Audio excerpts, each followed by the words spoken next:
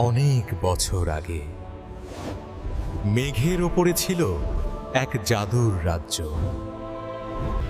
সেখানে মানুষ আর ড্রাগন একসাথে শান্তিতে বসবাস করত।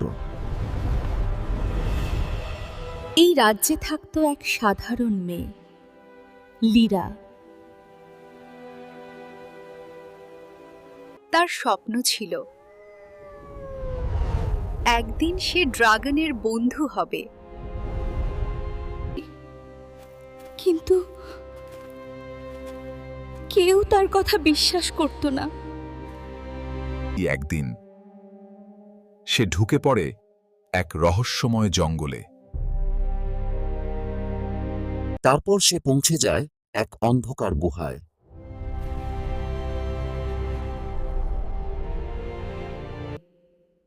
হঠাৎ সে দেখতে পেল এক জলে ড্রাগনের ডিম। লিরা ধীরে ধীরে ডিমটার কাছে এগিয়ে গেল। ঠিক তখনই ডিমটা ফেটে যেতে শুরু করলো,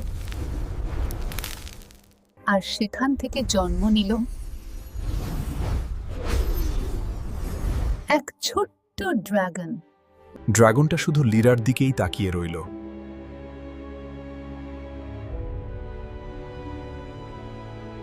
সেই মুহূর্ত থেকেই লিরা আর ড্রাগনের মধ্যে তৈরি হলো এক গভীর বন্ধন।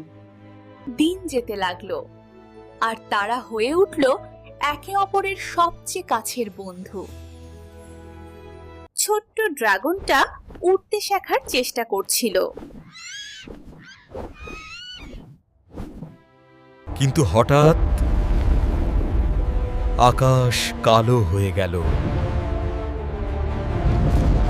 ঝড় আর বজ্রপাত চারদিকে ছড়িয়ে পড়ল। ফিরে এলো অন্ধকার জাদুকর ভোরাক্স। সে চায় সব ড্রাগনের শক্তি নিজের করে নিতে। পুরো রাজ্যে ছড়িয়ে পড়ল ভয় আর আতঙ্ক। লিরা বুঝতে পারল বিপদ খুব কাছেই। ভোরাক্সের নজর পড়ল সেই ছোট্ট ড্রাগনের উপর। লিরা দৌড়াতে শুরু করলো।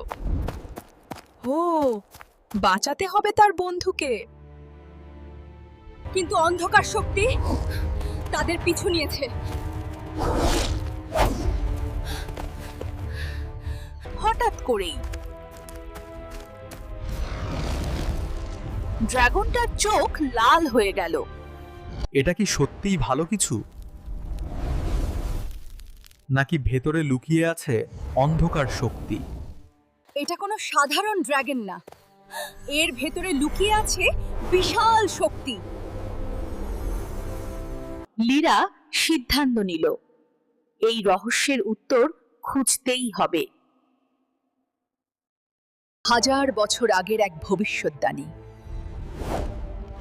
আবার জেগে উঠল। এই ড্রাগনই একসময় পুরো রাজ্য ধ্বংস করেছিল।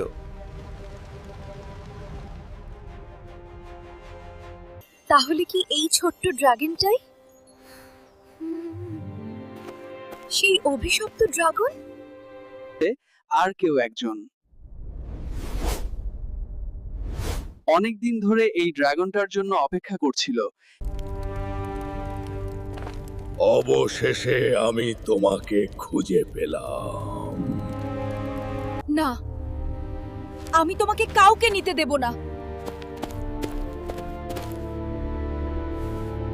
কিন্তু ড্রাগনের ভেতরের শক্তি এখন নিয়ন্ত্রণের বাইরে। এটা কি সবকিছু ধ্বংস করে দেবে?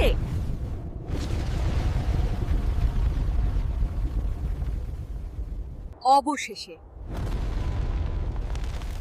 শুরু হলো শেষ যুদ্ধ। এই শক্তি তোমার নিয়ন্ত্রণে নেই।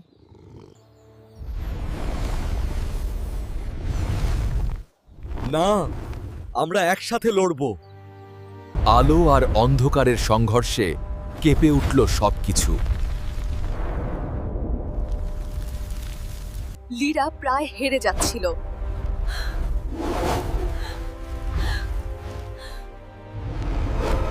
কিন্তু ড্রাগনটা একটা সিদ্ধান্ত নিল।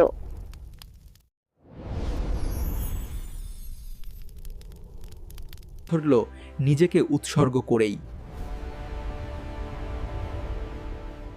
সে সবকিছু বাঁচাতে চাইল। এক বিশাল আলো চারদিকে ছড়িয়ে পড়ল।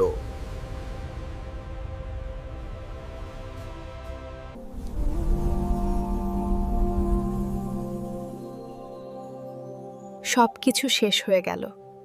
কিন্তু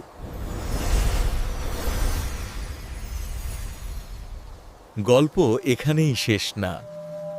ড্রাগনটা আবার ফিরে এসেছে নতুন ভাবে।